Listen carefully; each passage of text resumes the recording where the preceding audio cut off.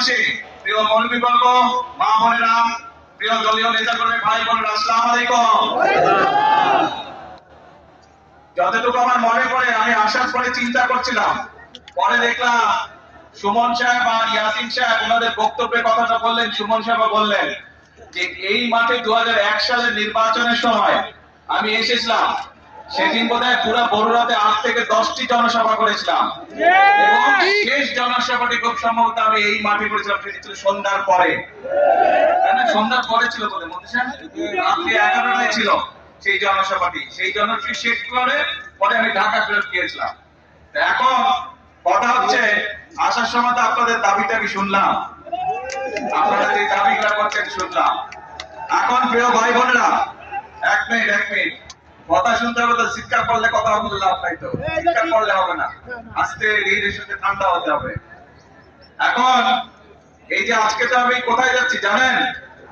বলেন তো কই যাচ্ছে? চাঁদপুর। কেন যাচ্ছে? আর কি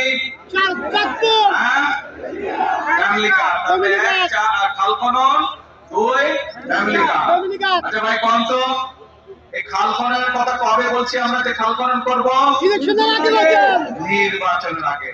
ফ্যামিলি কার্ড মা বোনদের হাতে সারা বাংলাদেশে 4 কোটি পরিবার আছে এবং প্রত্যেক পরিবারের হাতে ধীরে ধীরে আমরা ফ্যামিলি কার্ড করতে। এই কথাটি কবে বলছিলাম? কবে? নির্বাচনের আগে।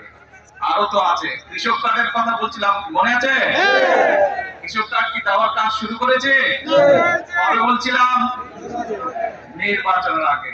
তারপরে এখানে আসার সময় দেখলাম বিভিন্ন মসজিদ মাদ্রাসার ইমাম সাহেবদের, খতিব সাহেবদেরকে, তাদের ব্যাপারে একটা কথা বলছিলাম। বলেন তো কি বলছিলাম? আমরা বলছিলাম তাদেরকে আমরা সম্মানের ব্যবস্থা করব। সেই কাজও আমরা কি শুরু করেছি? সেই কাজও আমরা শুরু করেছি। বাংলাদেশে প্রায় 7,000 মসজিদ বলেন, মাদ্রাসা বলেন বা বিভিন্ন অন্য ধর্মের যে প্রতিষ্ঠান আছে, সেখানে যারা ধর্মীয় গুরু আছেন তাদেরকে আমরা রাষ্ট্রের পক্ষ থেকে সম্মানের ব্যবস্থা করছি। তার মানে দাঁড়ালো কি, যে কয়টা বললাম, আমরা দেশের মানুষকে বলেছিলাম খাল খনন করব, আপনারাই বললেন কাজ শুরু করেছি। দেশের মানুষকে আমরা বলেছিলাম আমরা মা বোনদের হাতে ফ্যামিলি কার্ড পৌঁছে দেব, সেটাও তো শুরু হয়েছে নাকি? আচ্ছা, দেশের মানুষকে আমরা বলেছিলাম আমরা কৃষক ভাইদের হাতে কৃষক কার্ড দিব, সেই কাজ শুরু হয়েছে? এখনো পুরোপুরি শুরু হয়নি, অল্প করে শুরু করতে হয় প্রথমে, কিন্তু শুরু তো হয়েছে নাকি? আচ্ছা, তারপরে দেশের মানুষকে বলেছিলাম যে ইমাম সাহেব সহ যারা আছে তাদেরকে আমরা সম্মানের ব্যবস্থা করবো, শুরু হয়েছে? আপনারাই বলেন সকলে শুরু হয়েছে। এরকম আরো কিছু কথা বলছি।